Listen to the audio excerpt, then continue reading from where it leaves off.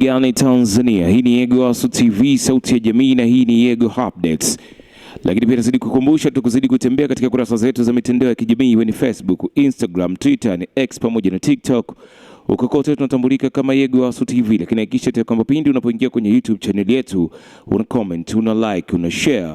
Mwisho kabisa usisahau kusubscribe. Mimi ni Tornado 5 nyuma ya kamera amesimama Dekawa John. Desemba 22 mwaka 2025 ndani ya mji wa Musoma kimefanyika kikao cha maendeleo ya jamii kilichokutanisha naibu waziri wa maendeleo ya jamii Mheshimiwa Priska Mahundi pamoja na makundi mbalimbali ya mkoa wa Mara. Katika kikao hicho, moja ya makundi yaliyoandikwa ni wafanyabiashara ndogo ndogo almaarufu machinga, wakiongozwa na mwenyekiti wa machinga Charles Waitala sambamba na mbunge wa jimbo la Musoma mjini Mheshimiwa Mgore Miraji Kigera, ambaye alisisitiza umuhimu wa mikopo itakayowezesha wananchi kiuchumi kwa kuondoa utegemezi. Na hapa mbunge wa jimbo la Musoma mjini anaeleza.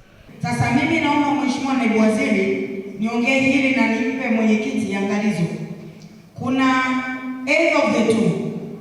Ni kweli nyinyi sio waaminifu, baadhi yenu amrejeshi zile pesa, mnafunga milango kwa wengine ambao wanatakiwa wakopeshwe, ama kuna mikopo inatolewa kwa watu ambao hata wajulikani kwenye umoja wa machinga, ambao wanaenda sasa kufunga fursa yenu nyinyi kupata mikopo. Kwa hiyo ni hivi kati ya la kwanza na la pili.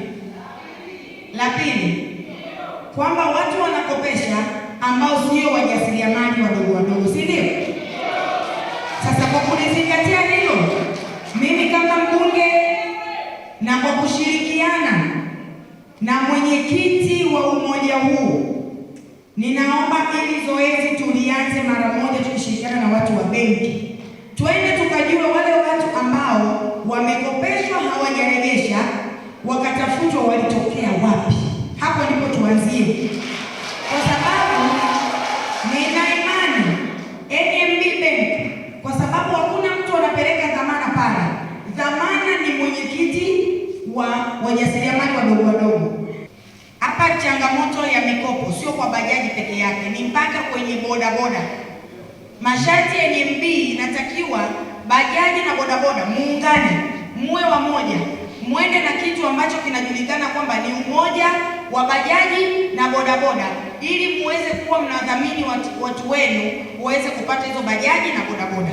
Sasa mimi naomba mbele ya Mheshimiwa Naibu Waziri hapa, huyu ndio kwa niaba ya Mheshimiwa Rais. Kama Rais amemwamini kumpa nafasi hii, yupo hapa kwa niaba yake. Ninaomba mwenyekiti wa machinga, kwa sababu hawa bajaji bodaboda wapo kwenye umoja wako, muandae siku kiitwe kikao cha mabajaji, maafisa usafirishaji wa bajaji na bodaboda, na nyinyi viongozi wa machinga tuwe pamoja, tutengeneze umoja wa hawa watu wawili wote, bajaji na bodaboda, viongozi wapatikane, hili na wenyewe waweze kunufaika na mikopo hii ya NMB Bank. Hizi bajaji na pikipiki, Mheshimiwa Naibu Waziri, zinawatesa mno vijana wetu hapa. Pia naibu waziri wa maendeleo ya jamii Priska Mahundi akatoa wito kwa matawi ya benki kote nchini kuhakikisha kutoa mikopo kwa kushirikiana na uongozi uliopo, na hapa naibu waziri anazungumza. Basi nitoe wito, benki ya NMB, matawi yote nchini wawe makini, kuweni makini, kopesheni watu kwa kushirikiana na uongozi wao. Kama ni mkoa wa Mbeya, hakikisha unashirikiana na yule mwenyekiti wa mkoa wa wafanyabiashara ndogo. Kama ni mkoa wa Njombe, hali kadhalika. Kama ni mkoa wa Arusha, hali kadhalika. Benki tunawategemea, tujitahidi kufuata utaratibu, heshimuni uongozi ambao umechaguliwa na hawa wafanyabiashara ndogo, wanajuana. Akikopa, asiporejesha watamfuata. Bwana, rejesho lako kule hujapeleka vipi? Kwa hiyo utajikuta anarejesha ili mwingine akope. Na ndugu zangu wafanyabiashara, ukikopeshwa uwe na nidhamu, uwe na uaminifu. Ukikopeshwa nao $500,000, si ndio? Ukairejesha kwa uaminifu, kesho utatoa milioni. Hivi jamani, haujakuwa hapa? Kesho kutwa ukirejesha milioni unaanza kupewa milioni 3, unakuwa umekuwa hujakuwa, ndugu zangu. Kando ya kikao hicho, Yegowasu TV ilipata nafasi ya kuzungumza na viongozi wa bajaji na bodaboda kuhusu mgogoro uliopo kati ya umoja wa waendesha bodaboda na bajaji na BCRO ambao umedumu hadi kufikia hatua ya kukosa mikopo kwa baadhi ya vikundi. Kwa majina anaitwa Emmanuel Phineas Tuma, ni mwenyekiti wa umoja wa waendesha bajaji wilaya. Ndio, napenda kuzungumzia swala la kuhusiana na hii situation ya BCRO pamoja na umoja wa waendesha bajaji.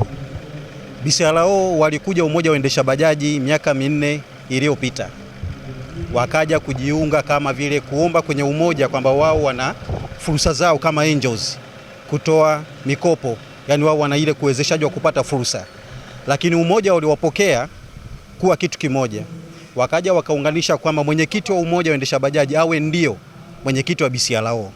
Lakini baada yule muda kuisha, kiongozi aliyechaguliwa alikuwa ni mwingine, lakini kwa bahati mbaya sasa kiongozi aliyekuwemo ambaye ni wa BCRO aliamua kujiengua na baadhi ya watu kwenda kutengeneza ofisi nyingine ya kwao ya BCRO. Sasa ikaja swala la mikopo, kuweza kupata mikopo katika umoja wa waendesha bajaji. Lakini manager wa NMB katika ufuatiliaji akadai kwamba lazima tujiunge BCRO ndio tuweze kupata mikopo.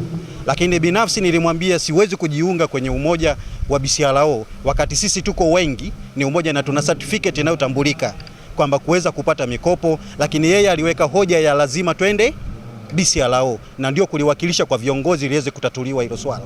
Ombi letu tumetatuliwa kwa leo. Tumependa naibu waziri wa maendeleo ametuambia wazi kwamba hilo ameshalipiga marufuku, tuna uwezo wa kupata fursa. Kwa hiyo na maana kesho asubuhi tunaenda kulitatua tukiwa na mheshimiwa mbunge na baadhi ya viongozi wa wilaya. Changamoto iliyokuwepo nilikuwa tuwezi kupata fursa yoyote ya bajaji kutoka kwenye mabenki. Ilikuwa ni kwa watu binafsi wanaotoa mikopo kwa milioni 20. Yupo anayetoa hizo bajaji kwa milioni 20. Unakuta kila siku dereva unajitahidi kila siku iende shilingi 25,000 ambayo haina mapumziko hata Jumapili. Hayo ndio ilikuwa maumivu yetu. Lakini ukipata mkopo kupitia benki, kuna zile asilimia wanaosema tunatanguliza 1.5, na maana asilimia 15 ya gharama ya bajaji nzima, ambayo ukitoa ina maana pasenti unayoipeleka benki ni kwa wiki, ambayo inafika ni 100,000 na kipoint kidogo tu, ambako unaweza ukalipa tofauti na mtu binafsi. Siwezi kuiweka wazi, labda zimepigwa kwa sababu sina nazo uhakika. Kwa kifupi inaweza nikasema aidha inawezekana manager wa NMB na swala na hawa watu wa BCRO labda wanaubia au wana mambo yao. Kwa nini atulazimishe tuende BCRO? Kwa hilo siwezi kuliongelea sana. Inawezekana manager wa NMB ndo anayejua kwa nini anatulazimisha kwenda BCRO. Stefano Silas, mwenyekiti wa bodaboda wilaya Msoma mjini. Ishu ya mikopo ilikuwa ni shida kwa bodaboda, na hapapokuwa na mikopo ya aina yoyote kwa bodaboda. Tumeshahangaika kwa manager wa NMB, lakini majibu ambayo anatupa hayana urafiki na sisi. Maana alisema tujiunge na angels moja ambayo inaitwa BCRO. Ile BCRO hatuna urafiki nayo, na alichokisema ninapopeleka pale mwanachama ili yeye amsainie, lazima mwanachama wangu atoe 50,000. Lakini ukimuuliza kuhusu majibu ya kina kwa hicho anachokisema mtu wa BCRO, hatujui hiyo hela inaenda wapi. Kwa hiyo nikaona ni kwamba ni kuwaumiza wanachama wangu, lakini mkopo ule anaong'ang'ania ni 20% ya mkopo, wakati kuna maelekezo ya wizara, maana tuko kwenye mwamvuli wa SHIUMA, na kama tuko chini ya mwamvuli wa SHIUMA ambapo kuna mkopo wa 7%, na sisi tukaona lazima twende kwenye mwamvuli wa SHIUMA ambao mkopo wake ni 7%, ambao utatuwezesha sisi kuulipa vizuri. Kwanza ni shukuru kwa kila ambacho waziri amekisema hapa cha moja kwa moja ya kwamba tupewe mikopo ile bila masharti aina yoyote. Kwa majina naitwa Sunday Joseph Edward, ni katibu wa BCRO Mara. BCRO kirefu chake ni Bajaji in Community Reforms Organization, ambayo ni NGO, sio CBO, kwa maana ya kwamba hii imesajiliwa na Wizara ya Maendeleo ya Jamii, Jinsia, Wazee na Watoto. Kwa hiyo hii haijihusishi na shughuli za CBO bali ni NGO. Na kwa mikataba tuliyoingia na taasisi za fedha, kwa mfano Finka, NMB, Equity. Mkataba tunaoingia nao ni kwa muda wa miaka mitatu ambao ni kwa ajili ya kudhamini mikopo ya bajaji kwa wanachama wake. Kwa hiyo kwa kila mwanachama ambaye amekidhi vigezo kwa mujibu wa katiba ya asasi hii anadhaminiwa kupitia taasisi hizi za fedha. Sasa shida inayojitokeza ni kwamba bodaboda wanahitaji waingizwe kwenye BCRO pasipokuwa wanachama na wapewe huduma ya kudhaminiwa. Sasa jambo hili linakuwa linaleta sintofahamu. Utamhudumiaje mtu asiyekuwa mwanachama wa kwako? Jambo la kwanza. Jambo la pili, akishakopeshwa akashindwa kufanya marejesho, tafsiri yake anayefuatwa ni nani? Ni mdhamini. Sasa mdhamini hatambuliwi na yule aliyepewa ile fursa. Anawezaje kumweka kwenye hali ya kulipa ule mkopo inavyohitajika ili hii asasi yetu isije ikachafuka na kukosa uaminifu kwenye taasisi hizi ambazo tumeingia nazo mkataba? Unaona, picha nyingine ni kwamba kuna uongozi, yani umoja wa waendesha bajaji Musoma. Hii ni CBO, imesajiliwa kupitia manispaa. Mipaka yake ya ufanyaji wa kazi inaishia kwenye eneo husika kulingana na usajili wake. Lakini NGO kwa mujibu wa usajili wake inafanya kazi Tanzania bara yote, mahali ambapo NGO imefika. Maana bado tuna mpango wa kuiendeleza hii NGO mpaka mikoa mingine, lakini tulikuwa tunahusisha tasnia ya bajaji zaidi. Kwa majina naitwa Falima Masiringi Mshangi, ni dereva bajaji Musoma mjini. Kuna viongozi ambao tulikuwa nao kwenye umoja. Baada ya kuwa nao sasa wao wakajitenga. BCRO kama BCRO sisi umoja ndio tuliileta.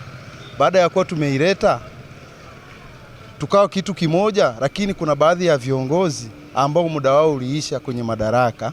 Sasa wao waling'ang'ania. Baada ya kuwa wameng'ang'ania wakajitenga watu wachache, wakakaa pembeni. Unaona? Sasa baada ya kukaa pembeni wakaondoka na zile fursa za umoja ambayo ilikuwa ni umoja wa madereva bajaji. BCRO ilikuwa ndani ya umoja wa madereva bajaji. Inatuathiri kwa sababu wao wanajiona kwamba wao wako juu, sisi tuko chini, lakini sisi ndio wengi ambao inatakiwa tukopesheke na serikali. Wao ni watu wachache. Kwa namna nyingine hapo inatuathiri kwa sababu wao waliondoka wakajimegua wachache, tukabaki sisi wengi ambao inatakiwa tukopesheke. Tunafuatilia mikopo, hatukopesheki kwa sababu wanasema paka umoja wetu usajiliwe. Unaona? Hapo ndio maana inatuathiri hapo. Wito wetu sisi wana umoja wa madereva bajaji, tunaomba na sisi serikali tuangalie kwenye upande wa mikopo, kwa sababu sisi ndio wengi. BCRO hii sisi tuliileta hapa, lakini baada ya kuwa tumeileta kuna viongozi wachache ambao walijimegua wakaunda kikundi kao pembeni, lakini wengi wao sisi tumebaki. Asante kwa kuendelea kuichagua Yegowasu TV, sauti ya jamii, na huu ni mwendelezo wa kuzidi kukuletea matukio pamoja na habari mbalimbali. Hizo ni za biashara na uchumi, michezo na burudani, siasa pamoja na habari za kijamii. Usiache kutembea katika kurasa zetu zote za mitandao ya kijamii, iwe ni Facebook, Instagram, Twitter, ni X pamoja na TikTok. Uko kote tunatambulika kama Yegowasu TV, lakini kisha tu kwamba pindi unapoingia kwenye YouTube channel yetu, una comment, una like, una share, mwisho kabisa usiache kusubscribe. Yegowasu TV, sauti ya jamii. Mimi naitwa Nado, chumba cha habari alisimama Dekawa John.